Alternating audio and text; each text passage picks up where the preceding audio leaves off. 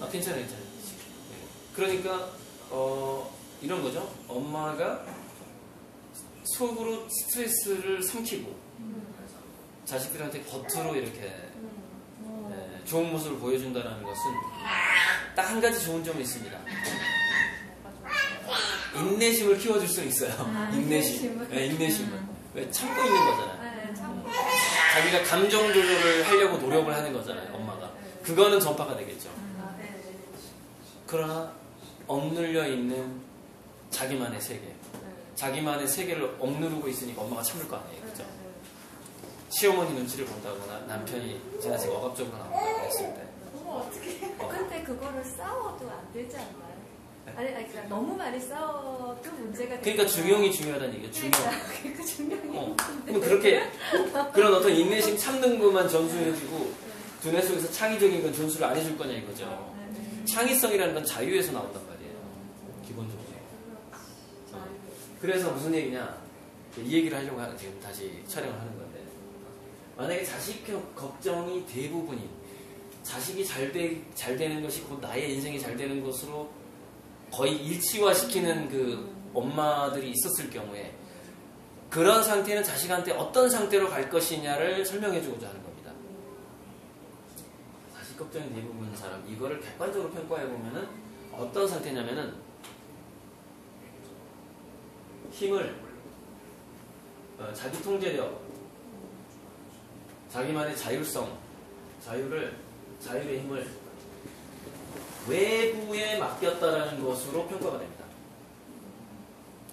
자기의 그 기쁨, 행복 이런 것들을 자식에 의해서 흔들리잖아요, 엄마가.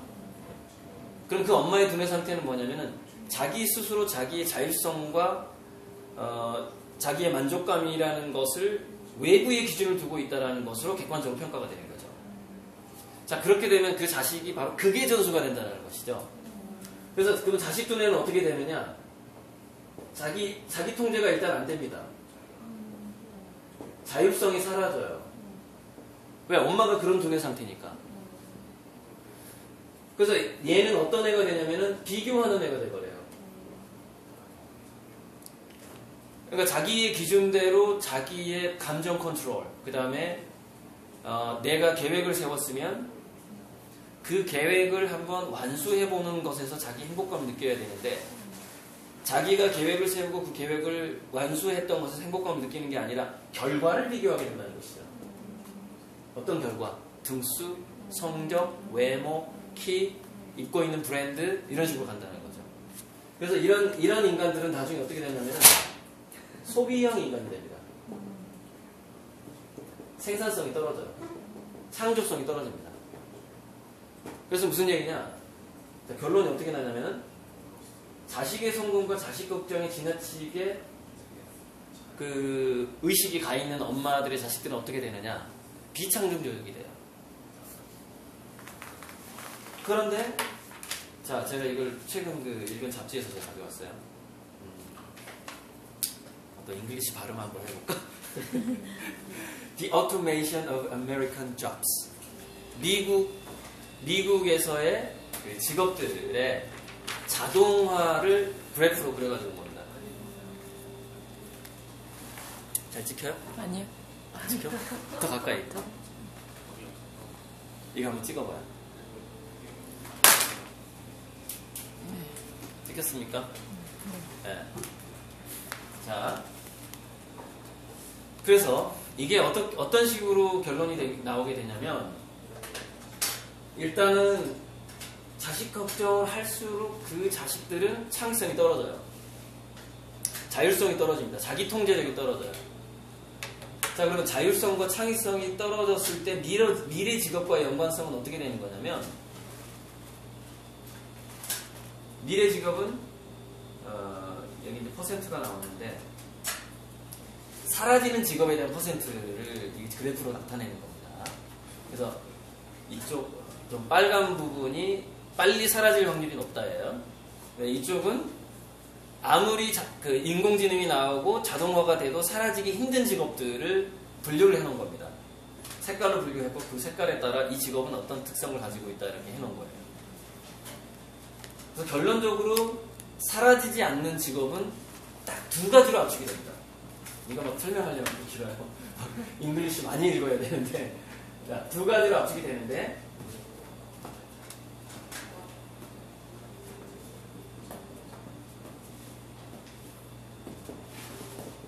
이것도 요새 왜 창의인성 하는지 아시겠죠? 이거 두 가지가 약하면 실업자가 됩니다. 그럼 이 바람이, 자, 이 잡지에 의하면은 언제부터 온다고 얘기하고 있냐면 20년. 네, 언제요? 20년.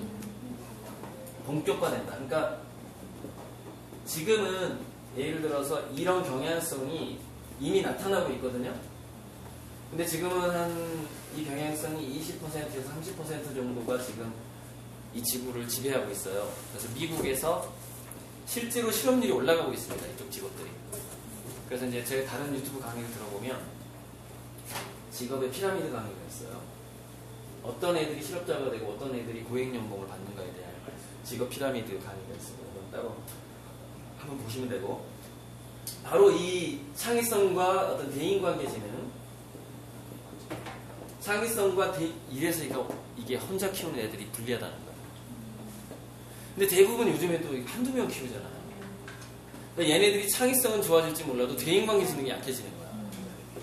그러니까 이런 아이들이 가야 되는 직업은 두 가지 조건이 필요한데, 인간관리 능력하고 새 아이템을 개발하는 두 가지 능력이 필요한데, 그 중에서 한 가지 능력을 갖게 되면은 자기가 실업률은 그만큼 높아지는 거죠. 그래서 이거 두 가지가 지금 결합되어야만이 실업자가 안 된다 이거예요, 미래에. 근데 지금은 20, 30%의 영향력을 가지고 있어요. AI나 로봇의 그 자동화가. 이게 10년, 20년 후가 되면은 이제 10년 후쯤에는 70%로 확장이 될 거고, 20년 후에는 8, 90% 이상 된다는 얘기죠. 그래서 20년 후에는 본격화된다. 근데 20년 후는 제 딸아이가 몇 살이 되는 해냐? 31, 32이 되는 해입니다. 20년 후가. 우리 딸이.